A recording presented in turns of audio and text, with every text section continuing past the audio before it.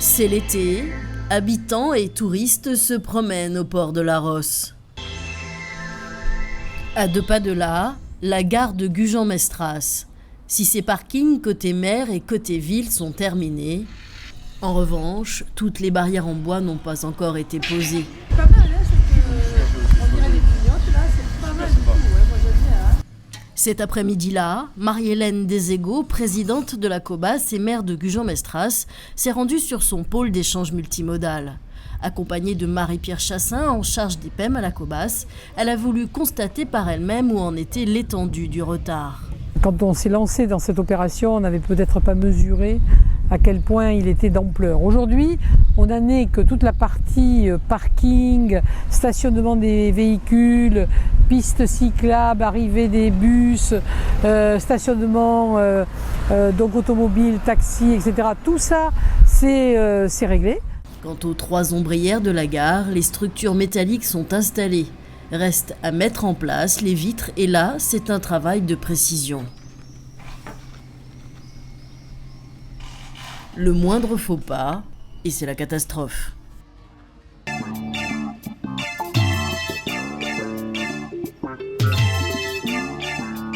Pour respecter les règles de sécurité, le robot ventouse piloté à distance se met en place. C'est lui qui acheminera les vitres sur l'ossature.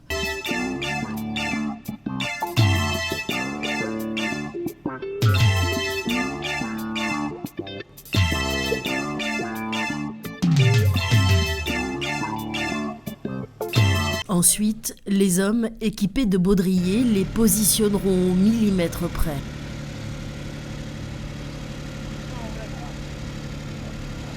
Il faut être attentif, c'est pour ça que mes gars ont le harnais. La ligne de vie, ils travaillent sur des nacelles ciseaux. On fait très attention à ça.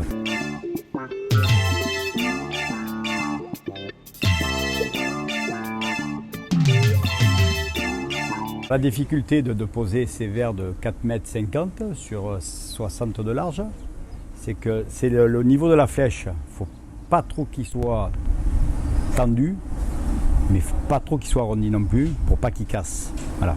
Et la difficulté sur cette ossature-là, c'est que les 4,50 m passent sous les verres de 1,55 m, donc il faut qu'on le pousse en arrière et qu'on le réintroduise par devant. Voilà. Donc on le réintroduit sur 30 cm. Et à ce moment-là, il faut se régler pour être le plus droit possible. Et là, avec la ventouse, donc le monsieur qui est au palomier ventouse, il est obligé de le poser tout doucement et on l'ajuste en même temps. Voilà. Donc la difficulté est de le lever, de le mettre en place et de bien le positionner. Voilà. Une fois que le verre est posé, ça ne risque plus rien.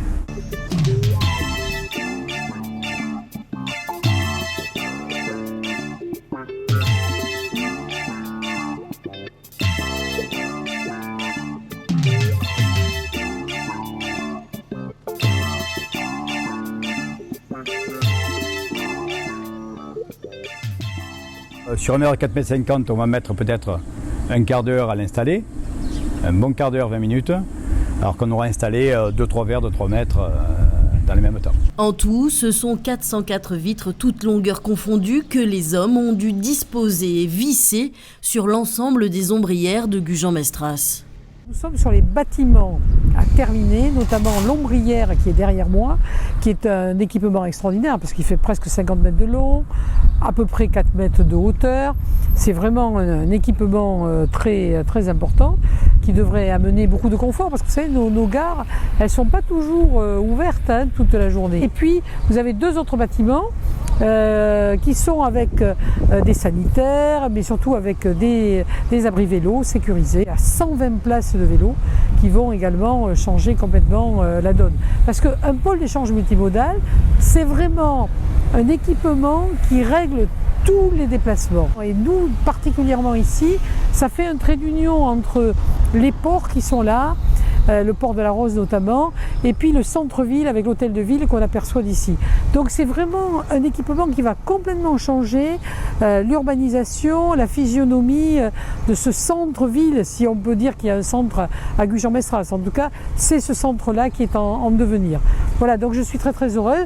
Oui, il y a des difficultés de chantier, oui, il y a des entreprises qui n'ont pas respecté les délais, oui, la coordination a été particulièrement délicate. J'aurais voulu que ça soit terminé fin juin.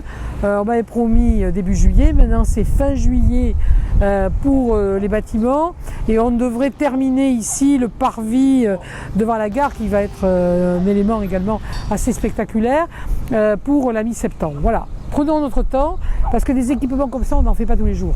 Un chantier porté par la Cobas, la ville, elle, n'aurait pas eu les moyens de le financer. Nous sommes dans notre compétence mobilité et avec cette orientation sur le ferroviaire, nous montrons que nous prenons en compte toutes les mobilités. Je voudrais rappeler que c'est la Cobas qui porte ce chantier, cette opération, ces énormes travaux et qui les finance à 100%. Voilà. Il y a plus de 4 200 000 de travaux qui sont ainsi financés, non pas par le budget de la ville, mais par le budget de l'intercommunalité, qui recevra une subvention conséquente à la fois de la région et des fonds européens. Je suis très fière d'avoir pu impulser ceci avec nos 5 gares qui sont mis en avant, Dutèche, Arcachon, avec un contrat de transport collectif Bayard qui utilise ce dispositif des PEM et des gares qui constitue finalement une espèce de métro Dutèche à Arcachon. Voilà, c'est une vraie volonté politique et je pense que là, nous modifions, en tout cas nous nous donnons les conditions d'une modification de comportement pour l'avenir. Alors, tant pis si l'inauguration n'a pas pu se faire en temps et en heure, l'important est que la qualité soit au rendez-vous.